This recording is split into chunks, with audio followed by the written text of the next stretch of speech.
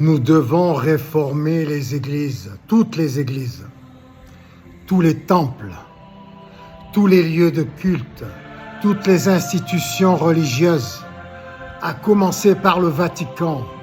Le Vatican ne doit pas être un refuge pour les homosexuels, pour la perversité. Inutile de compter sur des hommes qui s'habillent comme des femmes, qui n'ont pas été mariés pour la plupart, jamais, et qui n'ont jamais eu d'enfants. Comment comprendre le fonctionnement d'une famille, d'un enfant, d'une épouse, si soi-même on n'a jamais été marié, si soi-même on n'a jamais eu d'enfant, si soi-même on n'a jamais été père? Comment se comporter comme un père de l'humanité si l'on n'a jamais eu soi-même d'enfant? Chacun d'entre nous peut être un excellent guide, un excellent prêtre. Il suffit de s'intéresser à la Bible de Jérusalem, au Nouveau Testament de préférence, car dans l'Ancien, vous risquez de vous perdre. Allez-y doucement, mais croyez-moi, un prisonnier derrière les barreaux qui a fait toutes les expériences, les bonnes comme les mauvaises, a plus de dons, a plus d'expérience qu'un prêtre qui n'a jamais rien vécu au sein d'une famille, à condition que ce prisonnier se purifie grâce à Jésus-Christ, à son enseignement, qu'il se purifie, qu'il se renforce, qu'il se fortifie pour être à son tour un guide, un bon guide dans l'amour et le Saint-Esprit de Jésus-Christ, la représentation de Dieu sur terre, de l'univers matérialisé, devenu humain.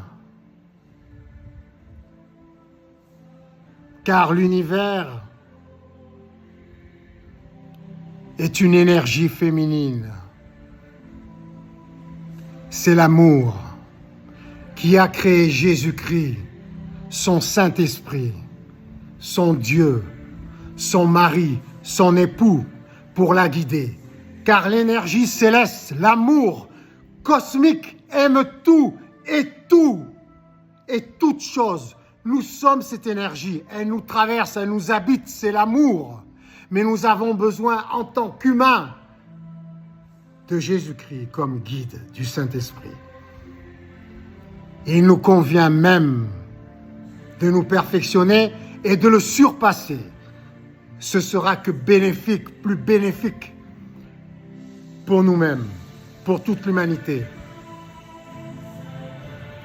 Nous avons besoin de règles en tant qu'humains. Nos ancêtres nous ont laissé les fondations.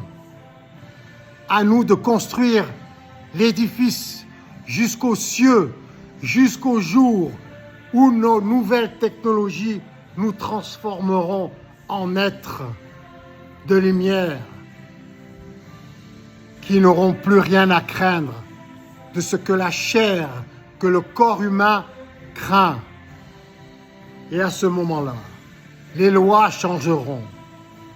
Nous pourrons utiliser les lois de l'amour céleste représenté par la Vierge Marie, de l'énergie céleste dans d'autres univers, dans d'autres dimensions. Mais nous aurons toujours à l'esprit notre histoire, l'histoire de l'humanité, celle que nous avons nous-mêmes créée, car nous sommes Dieu, personnifié, humanifié.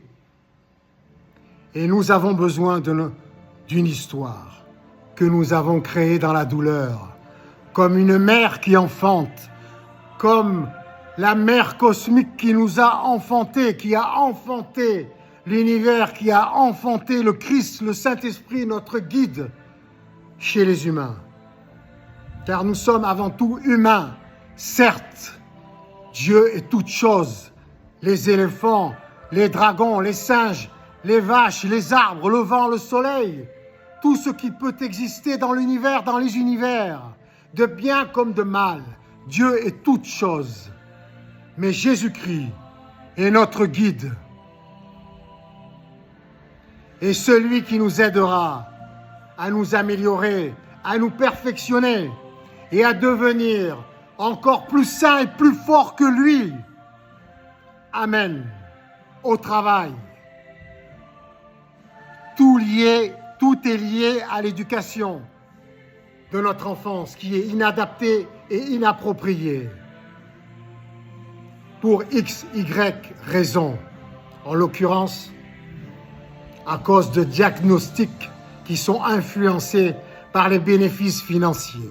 C'est pour ça que le bénévolat général mondial doit être la matérialisation concrète au sein de notre société pour organiser notre quotidien en toute transparence. Et toutes les sectes, toutes les communautés doivent disparaître, doivent être mises à la lumière, à jour. Et nous devons tout partager, tous les territoires, car toutes les terres sont à Dieu, tous les univers sont à Dieu, et nous sommes Dieu, tout est à nous. Amen. Dans l'amour, le respect, la compréhension de soi, la tolérance, la force, l'humilité. Mais Dieu peut-il être humble lorsqu'il comprend ce qu'il est en tant qu'humain? Dans la décence, dans le respect, dans la pudeur. Vous, mesdames, vous, messieurs, vous êtes les représentants terriens de l'amour de Dieu et du Saint-Esprit. Faites donc un effort pour paraître décent, respectueux, pudique. Surtout lorsque vous parlez de nous, de l'amour du Saint-Esprit de Dieu, car nous sommes Dieu. Nous sommes l'amour et le Saint-Esprit, nous faisons qu'un. Sur le plan physique, sur le plan spirituel, sur le plan astrophysique, atomique, quantique. Amen. Donc, au travail.